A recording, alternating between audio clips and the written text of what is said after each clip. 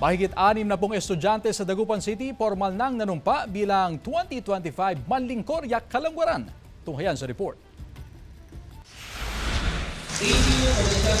Formal lang nagsimula ang panunungkulan ng mga young city official ng Dagupan ngayong araw. Pinangunahan ni Mayor Belen Fernandez ang kanilang panunumpa sa kanilang opisyal na pag-upo bilang Manlingkor Yak Kalangwaran. That I will faithfully discharge to the best of my ability. Signifying their commitment to serve with integrity, responsibility, and dedication during the time as a public servant.